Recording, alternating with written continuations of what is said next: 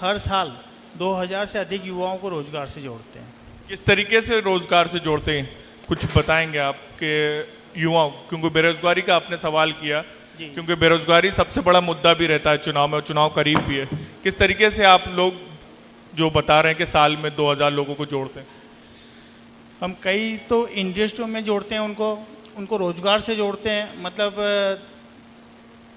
जो उद्योग है या जो भी वो काम कर सकते हैं, तो उनको अगर जो आर्थिक रूप से ज़रूरत लगती है तो श्री राष्ट्रीय राजपूत कर्ण सेना के द्वारा उनको आर्थिक रूप से मदद करी जाती है। और जितना अधिक हो सकता है उतना अधिक से अधिक युवाओं को हम रोजगार से जोड़ते हैं। और अभी हमारा लक्ष्य है कि हर साल मतलब 2000 से इस बार जो है हमारा जो कार्य चल रहा है युवाओं को रोजगार से जोड़ने का, तो करीब 3000 से अधिक युवाओं को हर साल हम रोजगार से जोड़ेंगे। करीब 1000 महापुरुषों की प्रतिमा लगाने का लक्ष्य आपने रखा है, तो कहाँ कहाँ लग चुकी है और कहाँ कहाँ आप लगाएंगे आप? ठीक है, श्री राष्ट्रीय राजपूत कर्ण सेना संगठन के द्वारा 1000 से अधिक समाज के महापुरुषों की प्रतिमा लगाने का हमने संकल्प लिया। उसमें से अभी तक हमने 123 प्रतिमा का अनावरण हो चुका है, लग चुकी है, और अभी 18 अनावरण के लिए तैयार हैं और 50 प्रतिमाएं लगने की तैयारी में चल रही है। राकेश अग्रवाल जी, आपके जीवन के बारे में बताइए कि किस तरीके से रियल एस्टेट के इस बिजनेस में आप आए, क्योंकि किसी भी शहर की खूबसूरती के लिए बात की जाए तो विकास बहुत जरूरी है, रियल एस्टेट का व्यापार बहुत जरूरी है। किस तरीके से बढ़ते हुए आपने उज्जैन को देखा, और आपके बारे में बताइए थोड़ा सा। सबसे पहले आप महाकाल लोक में कर रहे हैं, जय श्री महाकाल।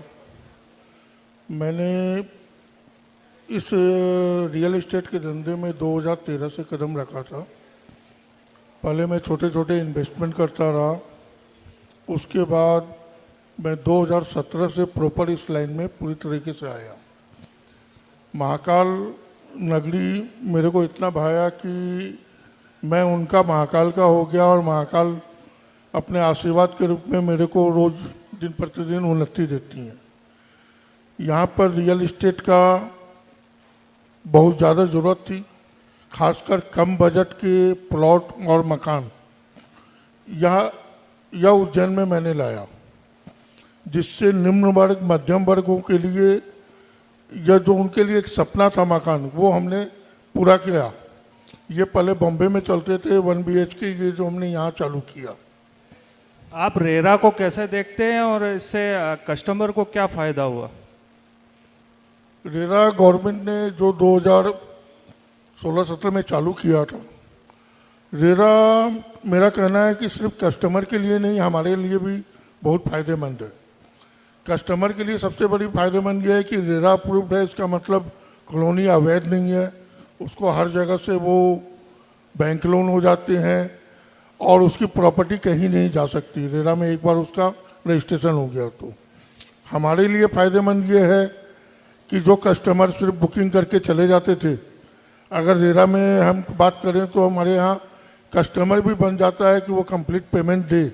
अगर वो नहीं देता है तो रेरा तो बहुत ज़्यादा उनकी पैसे काट के वापस देने के लिए बोलता है।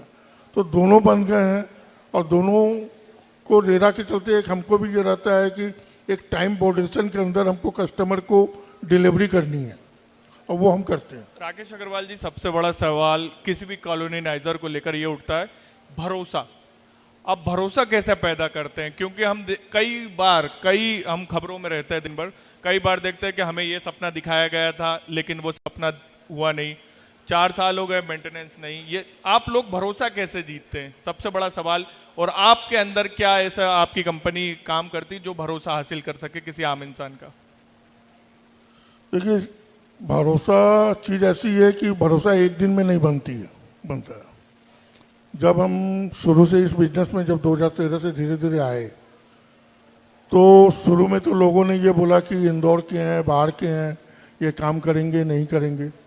लेकिन जब हमने वह एक के बाद दूसरा, दूसरे के बाद तीसरे प्रोजेक्ट टाइम से और जितना बोला था उससे ज़्यादा करके दिया, तो लोगों को एक वो विश्वास हो गया कि नहीं, आरके मतलब रिलायबल, वो जो बोलते हैं वो करके देते हैं। उसके हिसाब से हमने अपना भरोसा उनका कमाया।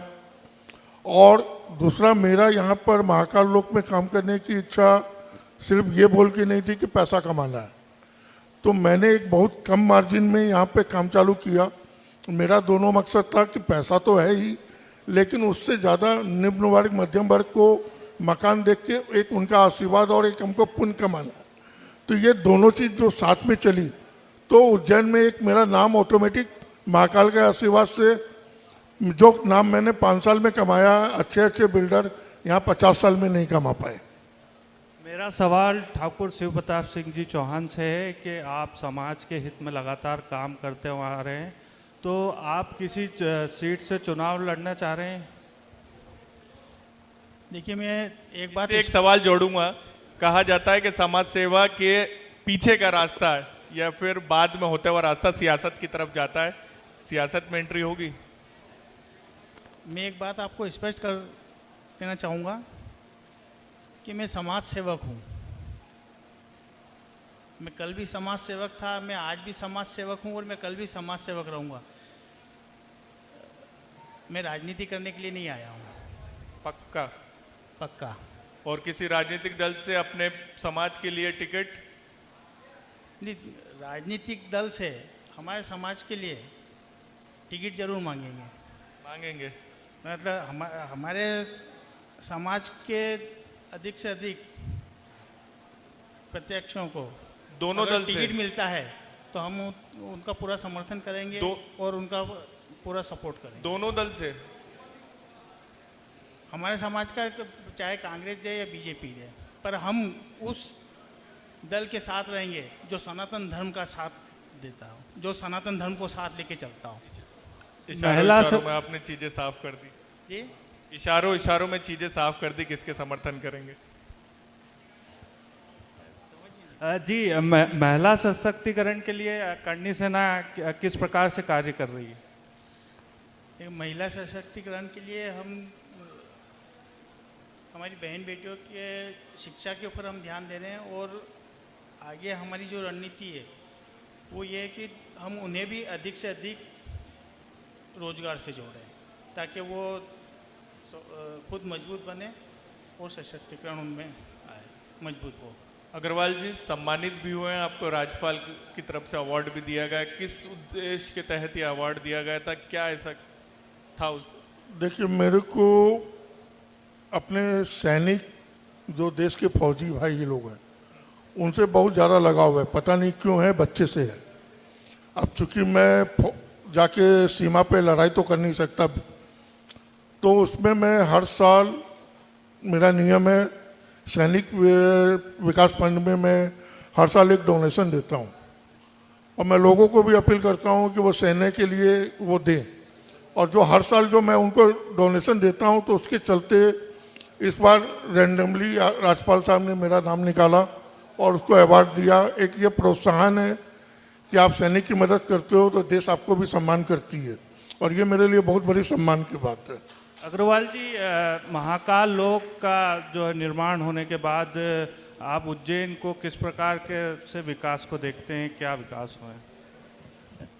महाकाल लोक के निर्माण से आज पूरे उज्जैन वासियों की कमाई बढ़ गई है, चाहे वो होटल हो, चाहे रेस्टोरेंट हो, चाहे रिक्शे वाले हो, नीचे तबके के फूल वाले हों, सबकी कमाई बढ़ गई है। और वो इनकम बढ़ती है तो लोग दो जगह इन्वेस्टमेंट करते हैं, या तो सोने में या रियल एस्टेट ज़मीन में, तो उसके चलते हमारे रियल एस्टेट की डिमांड बहुत बढ़ गई है। दूसरा, पहले लोग अयोध्या काशी में जाके एक मकान बनाते थे कि हमको वहाँ मकान बनाना है एक तीर्थ स्थल में। ये महाकाल लोक बनने से और अपने पूजनीय नरेंद्र मोदी जी प्रधानमंत्री ने जो एक तरह से इसका प्रचार किया, उसका फायदा ये हुआ कि पूरे देश विदेश से आज इंक्वायरी आती है और वो लोग यहाँ इन्वेस्टमेंट कर रहे हैं कि हमको एक मकान हमको महाकाल लोक की नगरी में हो। तो ये एक बहुत बड़ा हमारे सेक्टर को बूमअप है, और ये पूरे उज्जैन के लिए एक गर्व की बात है कि आज महाकाल लोक जैसे जैसे विस्तार हो रहा है, उज्जैन की कमाई, उज्जैन का सुंदरता, उज्जैन का विकास निरंतर हो रहा है। अग्रवाल जी, किस तरीके से देखते हैं आप शहर के विकास को लेकर, एक डेवलप किस तरीके से पूरी डिजाइन होना चाहिए विकास का मॉडल आने वाले भविष्य को लेकर? क्योंकि हम पिछले कुछ सालों में देख रहे हैं उज्जैन बहुत बढ़ता जा रहा है। किन बातों को ध्यान रखना चाहिए एक शहर के विकास के लिए कि आगे बढ़ाया जाए? क्योंकि अब मेट्रो भी आएगी और भी बाकी चीजें आएगी एक स्मार्ट सिटी बनाने के लिए। देखो, उज्जैन जिस तरह से निरंतर विकास को जा रहा है, हमको ये लगता है कि आने वाले कुछ सालों में इंदौर और उज्जैन एक हो जाएंगे, क्योंकि इंदौर से ज़्यादा दूरी नहीं है। इंदौर बी ग्रेड टाउन में आते हैं, ये उज्जैन सी ग्रेड में आता है। लेकिन सी ग्रेड में इंडिया में सबसे ज़्यादा निरंतर विकास उज्जैन का हो रहा है। महाकाल लोक के चलते यहाँ पर जो अभी कई सारी इंडस्ट्रीज बैठ रही है, उसके चलते भी काफ़ी विकास हो रहा है। देवास रोड में जो इंडस्ट्री चालू हो रही है उसका काफ़ी ज़्यादा विकास है। और अभी सड़कें का निर्माण, मतलब इंफ्रास्ट्रक्चर, गवर्नमेंट उज्जैन के ऊपर बहुत ज़्यादा ध्यान दे रही है। तो ये सारे विकास के चलते उज्जैन धीरे धीरे बढ़ रहा है। आज बात करें तो उज्जैन में 10 किलोमीटर 15 किलोमीटर दूर तक कॉलोनियाँ बस रही हैं। ये एक उज्जैन के लिए बहुत अच्छी साइन है। अभी दूर तक फैल रहा है, बाद में लोग ऊपर मल्टी में फ्लैट लेने के लिए जाएंगे। चौहान साहब, मेरा सवाल आपसे है कि राजपूत समाज के उत्थान के लिए लगातार काम कर रहे हैं आप, तो आगे किस प्रकार से काम करेंगे और समाज के हित में किस प्रकार से कार्य रहेंगे आप? ठीक, जैसा कि मैंने अभी आपको बताया कि समाज को मजबूत करने के लिए समाज को सबसे पहले आर्थिक रूप से मजबूत करना होगा। तो समाज का उत्थान के लिए समाज के युवाओं को हम रोजगार से जोड़ रहे हैं। और दूसरा, हमने जो 1000 प्रतिमा लगाने का संकल्प लिया है। जब ये प्रतिमाएं लगेगी और जब अभिभावक अपने बच्चों को लेकर निकलेंगे और जब वो बच्चे पूछेंगे कि ये प्रतिमा किसकी है, तब उनके माता पिता या दादा दादी जो भी उनको साथ में लेकर जा रहे होंगे, वो उन महापुरुष की गाथाएं सुनाएंगे, कथा सुनाएंगे। और उन कथा से वो बच्चे प्रेरणा लेंगे और उस प्रेरणा से उनमें देशभक्ति और धर्म के प्रति भावनाएं जागृत होगी। ठाकुर साहब, सबसे बड़ा सवाल यही है, चुनाव है 3 महीने बाद। आपने कहा कि कांग्रेस और बीजेपी से, हमारे समाज से जिसको टिकट देंगे हम समर्थन करेंगे। अगर नहीं दिया जाता है तो आप क्या अपने समाज से किसी व्यक्ति को आगे बढ़ाएंगे और कहेंगे कि इस उम्मीदवार को टिकट वोट दिया जाए? हाँ, ये आपका सक्रिय राजनीति की रहेगा ये? जरूरत लगेगी तो हम ये भी करेंगे। मतलब जरूरत लगेगी तो हम हमारे समाज के, जहाँ पर अगर जो हमारे समाज को अनदेखा करा जा रहा है, तो वहाँ हमारे समाज के कैंडिडेट को खड़ा करके और हम उन्हें जिताएंगे भी सही। अभी हाल ही में आपका सीएम के साथ जो है सम्मेलन हुआ था, उसमें कई मांगे आपकी पूरी हुई है, क्या क्या मांगी थी? देखिए, हमारे प्रदेश के यशस्वी मुख्यमंत्री माननीय शिवराज सिंह जी चौहान साहब ने हमारी 21 सूत्री मांगों में से 18 मांगे पूरी करी, जिसमें सबसे पहली जो हमारी मांग थी वो थी हिंदुआ सूरज वीर शिरोमणि महाप्रताप जी की जयंती पर शासकीय अवकाश घोषित हो। और फिल्म पद्मावत के समय पर जितने भी हमारे समाज के युवाओं पर प्रकरण दर्ज हुए थे, वो प्रकरण सरकार वापस ले। हर जिले में राजपूत छात्रावास हो। EWS में जैसे अभी 1 साल की छूट थी, तो उसमें 3 साल की छूट मिले। और जिस तरह से अपने उज्जैन में महाकाल लोक बना है, वैसे ही भोपाल में मधुबावन टेकरी पर माननीय मुख्यमंत्री शिवराज सिंह जी चौहान साहब ने वहाँ पर भूमि पूजन करा और वहाँ पर महाराणा प्रताप लोक बनने जा रहा है, जिसका करीब 300 करोड़ का बजट है। और उसके अंदर जब हमारे देश का संविधान बना था, उस समय